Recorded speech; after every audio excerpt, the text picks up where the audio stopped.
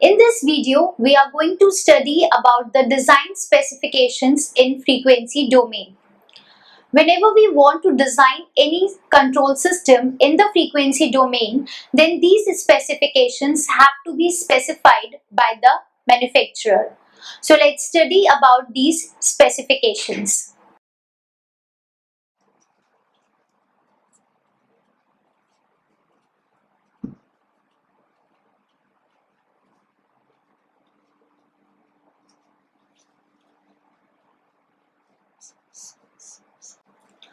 We know that when we study the control system, we study the systems in two domains. One is the time domain and second is the frequency domain.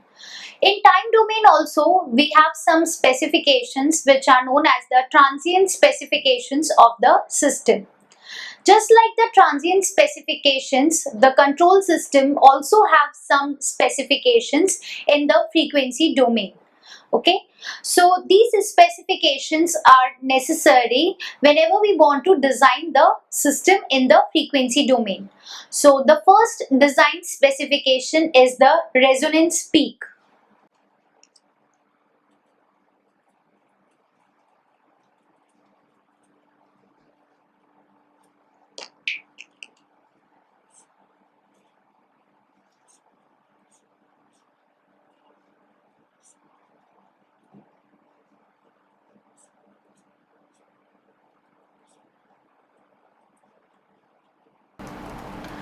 Now this is the block diagram for a closed loop control system, and the transfer function of this system, which is the ratio of the Laplace transform of output and the input, that is Cs upon Rs.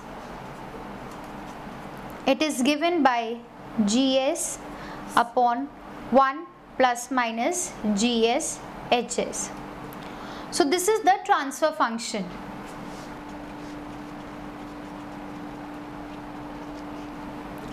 Now if we want, this is the transfer function. So now if we want to convert it into the frequency domain, we have to replace this S by j omega. So C j omega upon R j omega.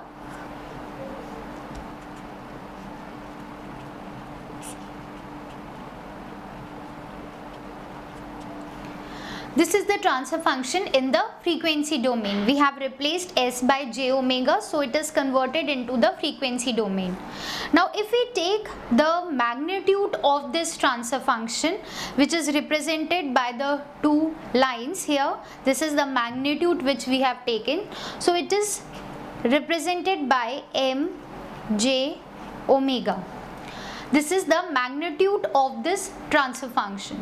So this mj omega, it is called the maximum value of the magnitude or the closed loop frequency response, because we have written this is a closed loop system, we have written the transfer function of this. So this is a closed loop transfer function, then we converted into the frequency domain. So this has become the closed loop frequency response of the system.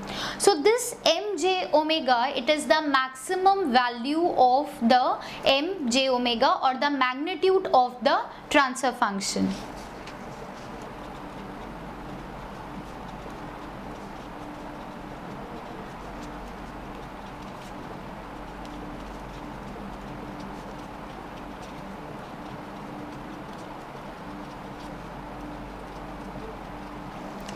So we call this as the magnitude of the closed loop frequency response, and we can say this is the resonance peak MR.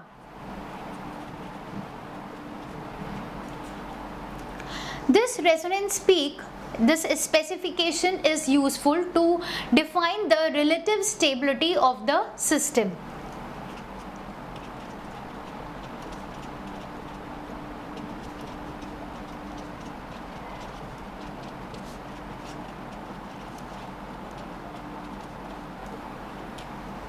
Okay, and its value, it ranges from 1.1 to 1.5.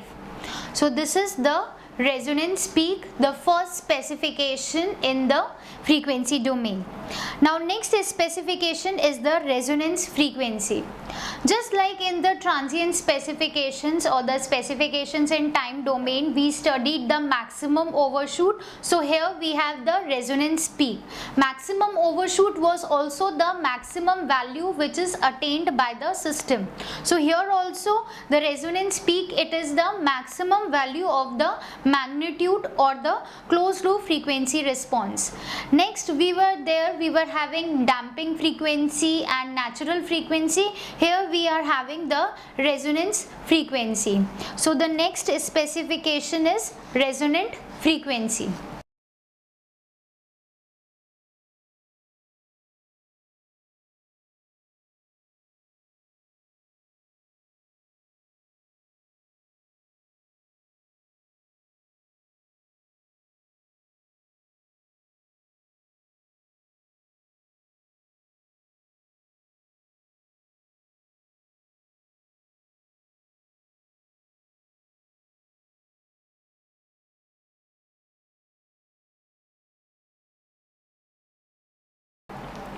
So resonant frequency, it is the frequency at which the resonant peak occurs.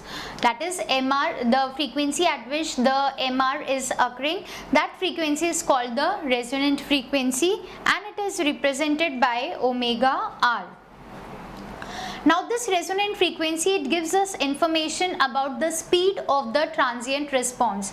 That is how fast the speed or how fast the response of the system is. Because if the resonant peak is occurring at a very less time, like when we have started the system and within 10 seconds the system is reaching to its maximum peak or maximum magnitude, it means that the speed of the system is very fast.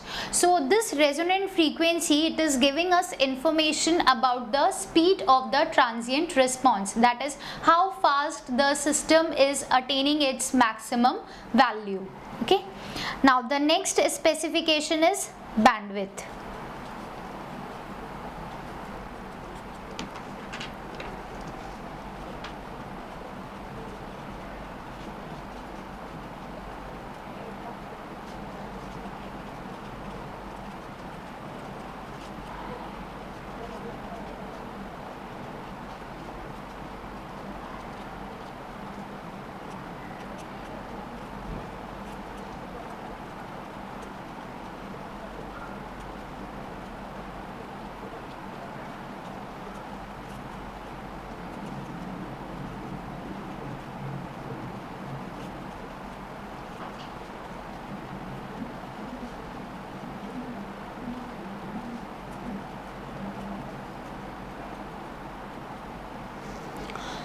So bandwidth is defined as the range of frequencies for which the system gain is more than 3 dBs.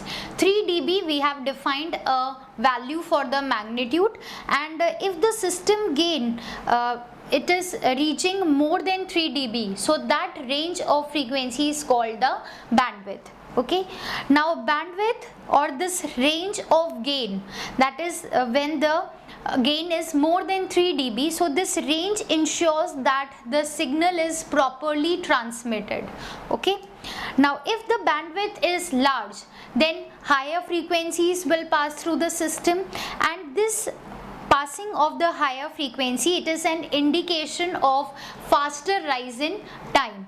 So bandwidth is giving us the proper transmission, it is ensuring us that the signal is properly transmitted, and also if the bandwidth is large, then it also indicates that the rise in time is also fast. Okay, that is rise time is fast, is large. So this is the third design specification in the frequency domain. Next we have cutoff rate.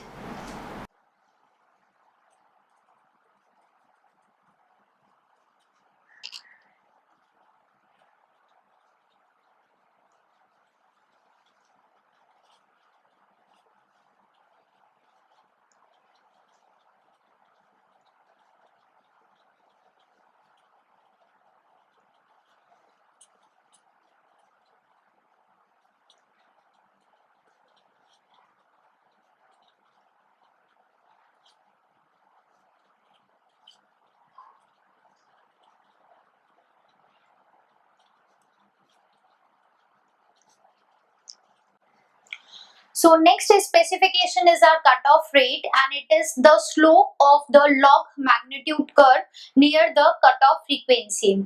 When we draw the magnitude curve, because in frequency domain whenever we draw the curve we use the logarithmic plot for it. So the log magnitude curve, we are taking the log of the magnitude, and the slope of that curve near the cutoff frequency is called the cutoff rate. Now the ability of the system to distinguish a signal from the noise, okay, means when the signal, it can be disturbed by other unwanted signals, and those unwanted signals are called noise. So whether the signal which is given to the system, it is the proper input signal or it is a noise, that to differentiate between the signal and the noise, this cutoff rate is important. So using this cutoff rate, the system can distinguish between a signal and a noise. Okay. Now next specification is phase margin.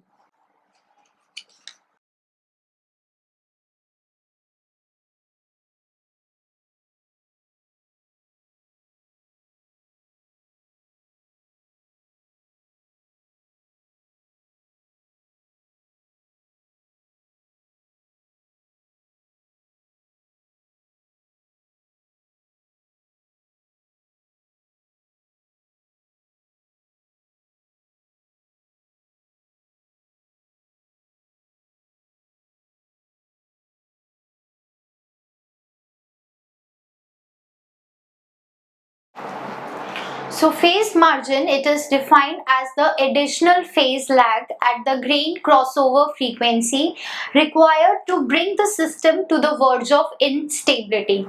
Means every system will have some phase lag with it, some phase associated with it. Okay, so for this phase lag means the difference between the standard phase and the phase which is the system is having. So this is the additional amount of phase lag which is present at the gain crossover frequency, which the system requires so that the system can be bring to the verge of instability. Okay, now here we have another term, gain crossover frequency. So let's define it. The gain crossover frequency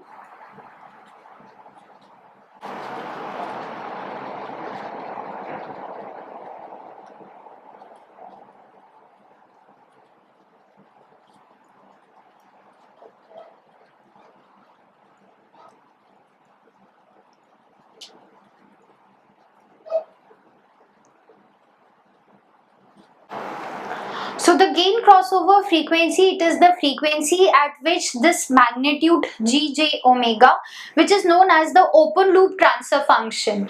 When we calculate the transfer function of a system, then Gj omega comes out to be the open loop transfer function, and the closed loop transfer function is Gj omega upon 1 plus minus Gj omega Hj omega. That was the closed loop transfer function. Now open loop transfer function magnitude, that is mod of Gj omega, when it is equal to unity, means it has attained its maximum value, then that frequency is known as the gain crossover frequency. And when the magnitude is unity, that is at the gain crossover frequency, the additional phase lag or the phase that the system is missing, that additional phase lag which the system require to bring it to the verge of instability is called the phase margin. Okay, and the formula for this phase margin, it is given by 180 degrees plus phi. Okay, and this phi, it is the phase angle of the system at the gain crossover frequency. Okay, so this is the phase margin. Now next specification is gain margin, and both these specifications, gain margin and phase margin, are very important whenever we are describing the system in the frequency domain.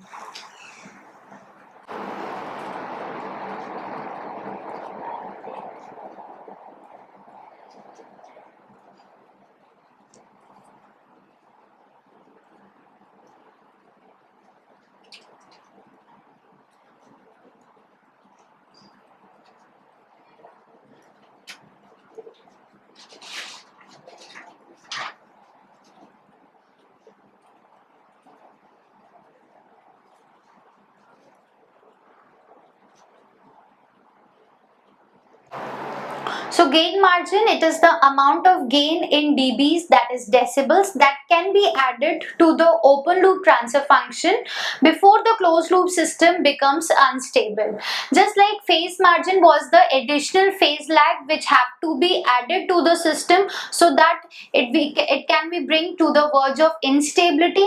Here also gain margin, it is the additional amount of gain in decibels which can be added to the open loop transfer function so that the closed loop transfer function cannot become unstable. Okay. Now there we studied the gain crossover frequency. Here we have the phase crossover frequency. Okay.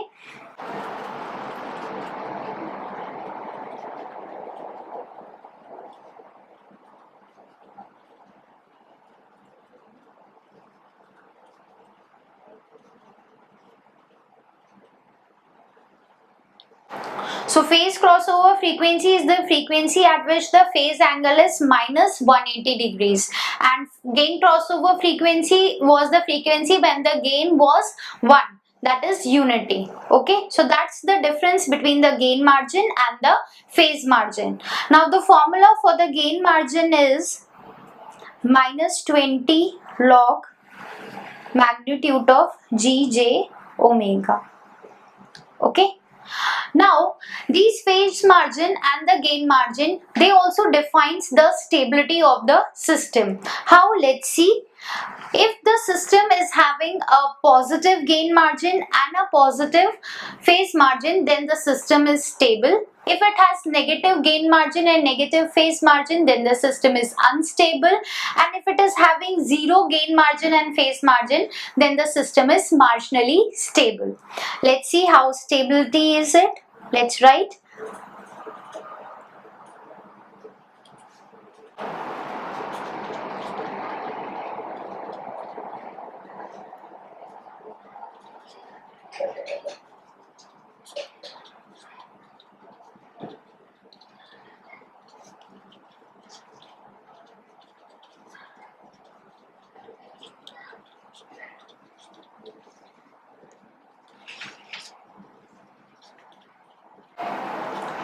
Okay, so how the stability is defined by gain margin and phase margin. If positive gain margin is there, then system is stable. If negative gain margin is there, then system is unstable. And if both gain margin, phase margin are zero, then the system is marginally stable. Let's draw that the gain margin and phase margin when we draw the board plot for the system, how they can be calculated.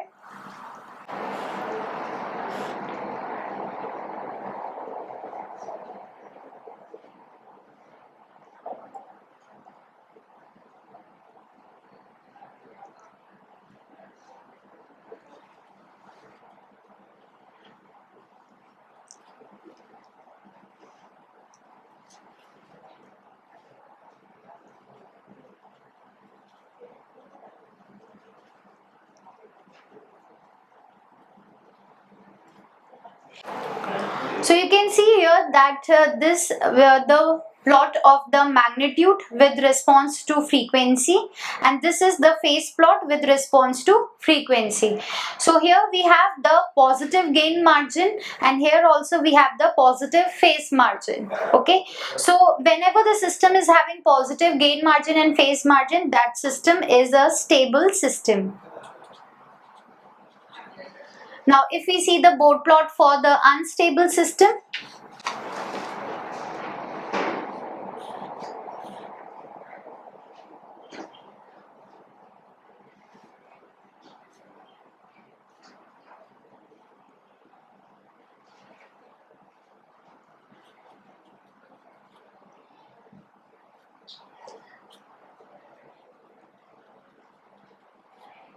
so in this you can see that this is the plot of the magnitude in decibels, and this is the phase angle in degrees.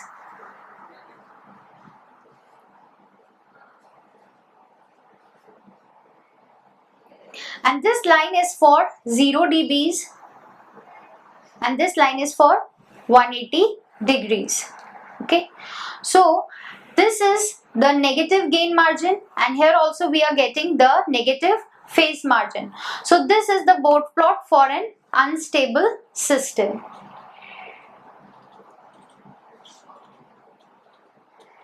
So you can see that how the design specifications are very important when we are studying the nature of the control systems in the frequency domain, and how these specifications define the stability of the system.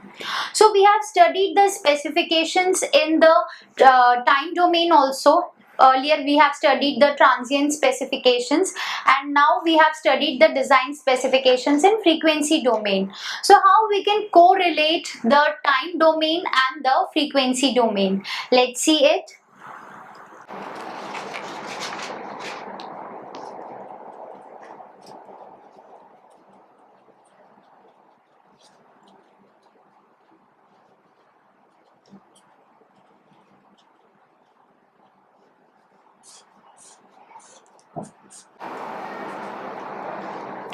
So what's the need of it?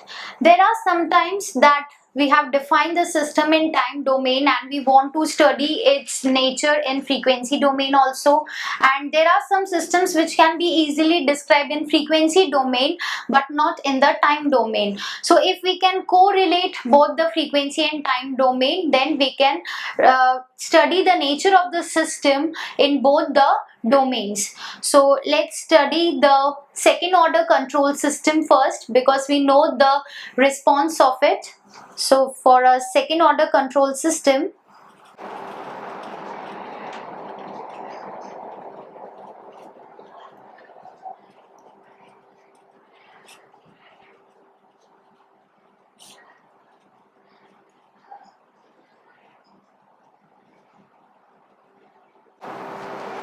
so here we have the transfer function of a second order control system. This is the generalized transfer function in the time domain. Now this here we have considered that the HS, the feedback loop, is unity. It is having a unity feedback loop system. So the GS is equals to omega n square upon S square plus 2 del omega ns plus omega n square. Now we know that whenever we want to convert a system from time domain to frequency domain, we have to just replace this S by J omega. So here wherever we have S, we will write J omega, and then this transfer function can be converted in the frequency domain. So it will become G J omega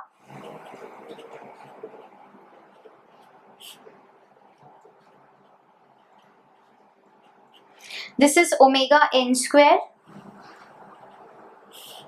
S will be replaced by J omega.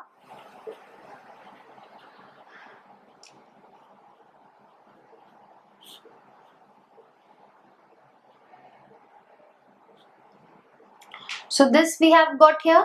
Now if we take the square, that is J square omega square, then it will become, J square is what? Minus 1. So it is minus omega square. Now take omega n square common, okay, and then omega n square will be cancelled from the numerator. So we will have here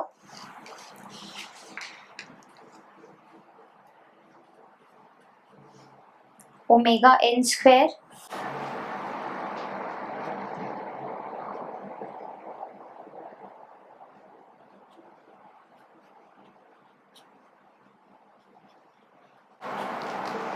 So we have taken the omega n square common. So this will become 1. It will become 2 del j omega upon omega n, and this will become omega square upon omega n square. Okay. Now this omega n square and omega n square will be cancelled. So we are getting g j omega.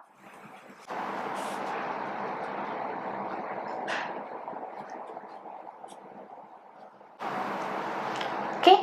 Now if we take omega upon omega n as another variable u, so let u equals to omega upon omega n, then this expression will be changed into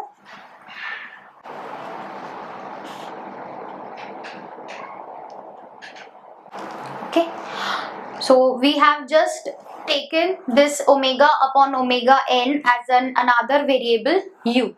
So this transfer function we have obtained.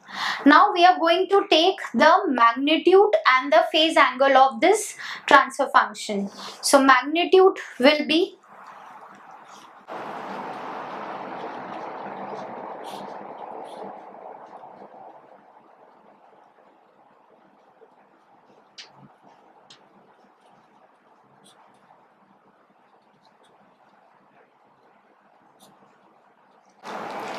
magnitude we have taken. So magnitude will be real part square minus imaginary part plus imaginary part square and under root.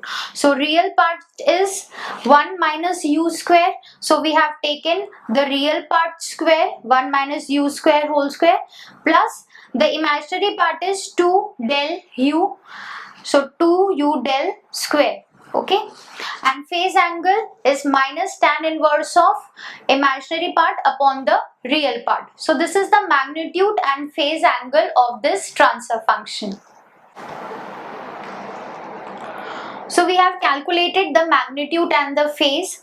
Now in the frequency domain, we have studied the design specification as the resonant frequency. So here we are going to calculate the resonant frequency. So to determine the omega r,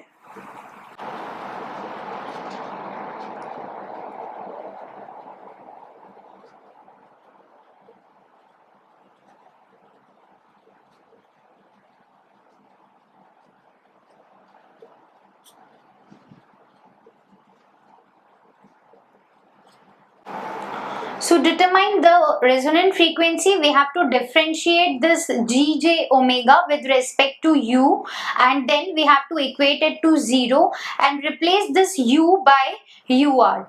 So what we are going to get when we are going to differentiate it, then we will get ur equals to under root of 1 minus 2 del square.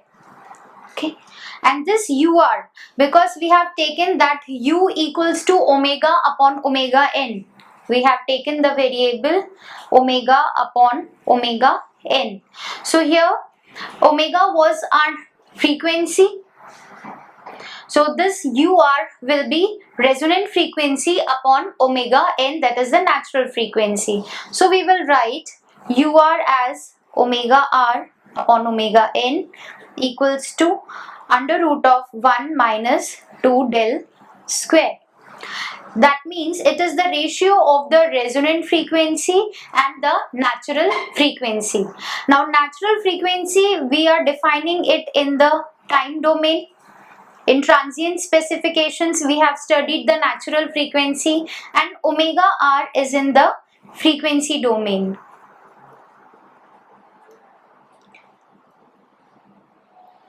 So we have got the relationship between the frequency domain and the time domain. Okay, that is, we are relating the resonant frequency with the natural frequency.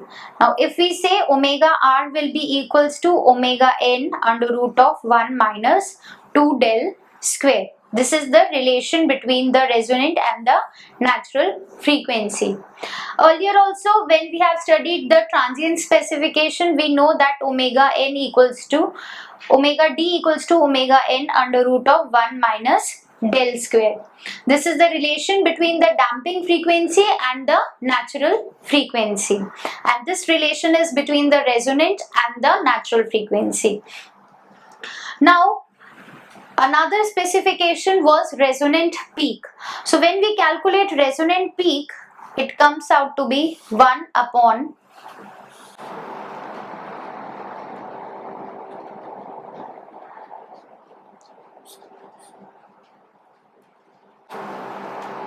so this is MR, that is resonant peak,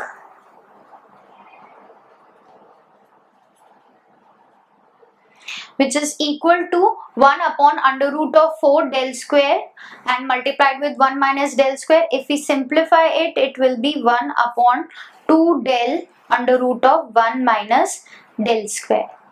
Okay, and we have maximum overshoot in the time domain also. So in this way, the frequency domain and the time domain are correlated with each other. You can see that the resonant peak is also a function of del, which is the damping ratio, and the resonant peak, it is also a function of the damping ratio. Now from these things we can get that the phi r, which is the phase angle of Gj omega when u is equals to ur,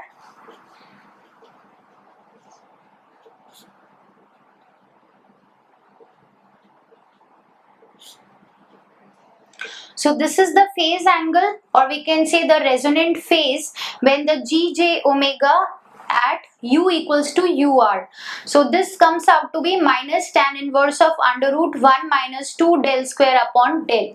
The difference is only that of this two factor between the time domain and the frequency domain. So we have various results based on it, and the first is that as del approaches 0,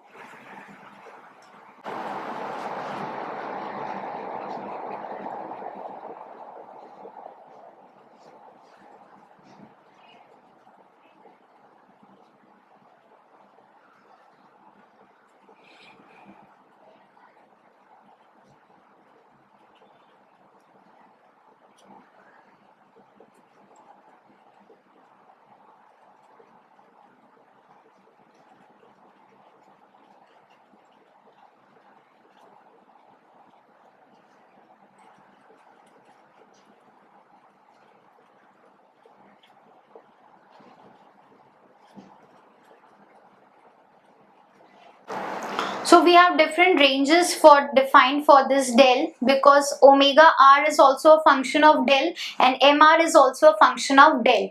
So you can see that when del is equals to 0, omega r is equals to omega n. That is when damping ratio becomes 0, resonant frequency and natural frequency are equal, and the mr, it approaches infinity.